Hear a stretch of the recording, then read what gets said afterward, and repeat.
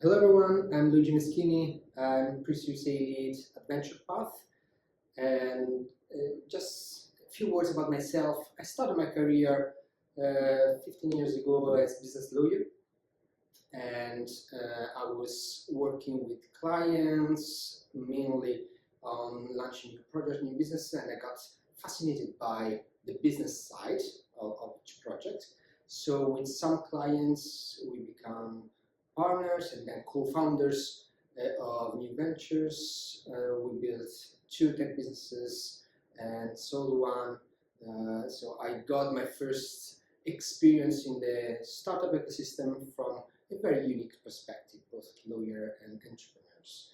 I then moved from Italy to London, and I start supporting startups and scale-ups, both on their growth and their day-to-day life, and on the other side to fundraising and investments.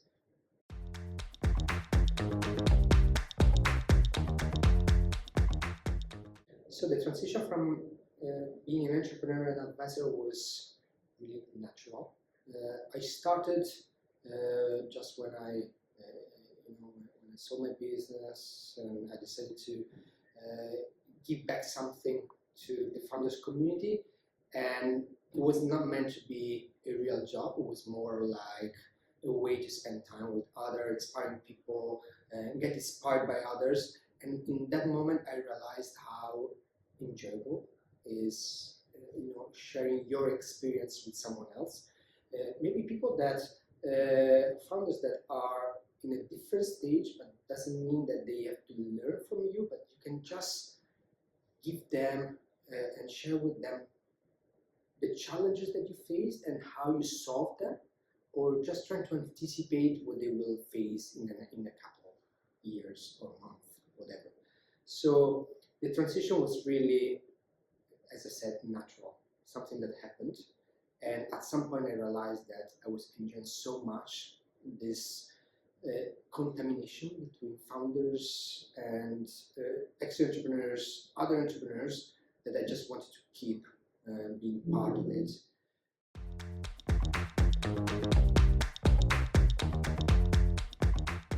Okay, why it's so useful and important for a new founder, to be in contact with an ex-entrepreneur or experienced founder? I really believe that most of the challenges are exactly the same. Challenges that are connected to different part of the business product, one side, the go-to-market on the other side, the investment, but mainly also the personal approach, how your mindset and the ability to overcome any kind of challenge that you face. It's a matter of approach.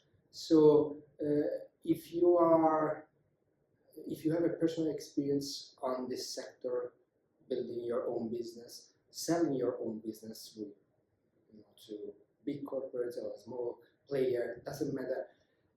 You can just understand the situation of the person that is in front of you. You can understand the challenges that you are facing, but also the fear, the mindset, the problems, even problems that are not probably connected with the product or the customers, but are more with the founders, with their family, with their ecosystem, with everything that is around the day-to-day life and what they are facing.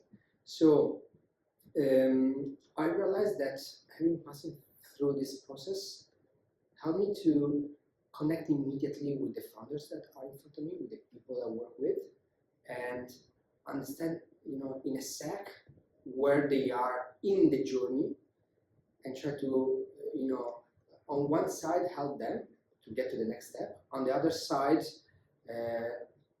tell them that it's fine, it's normal, it's a process. It's getting better or worse, but anyway, it's part of the journey.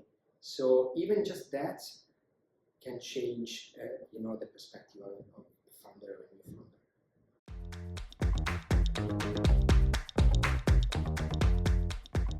Well, lesson I learned. I will just summarize everything into key lessons. The first one is think out of the box when you're an entrepreneur. And it seems obvious, but it's not. And what I mean is all the entrepreneurs, all the people need to sell their own product, need to find customers, need to find the product market fit. There are so many different ways to do it. I've seen, the same product being sold in hands on, different strategies with, approaching people with gifts or approaching people with events.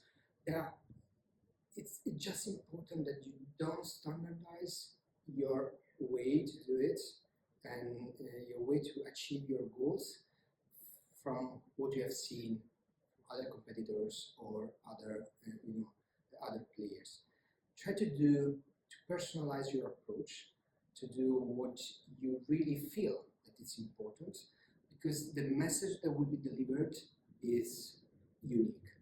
Second key lesson, from my personal experience as entrepreneurs, think with numbers more than words. That it's very difficult especially for a person like me. I come from a lawyer background. We always speak with words and documents, sentences, but it's so simple to believe in those words, even if are not the reality, and it's much more difficult to believe in numbers when they are not the reality.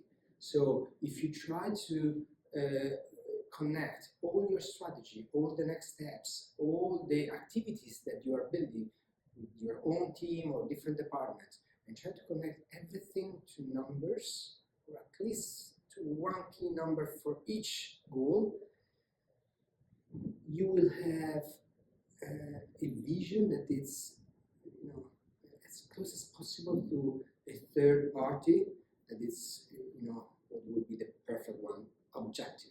So not influenced by how much you love what you are doing.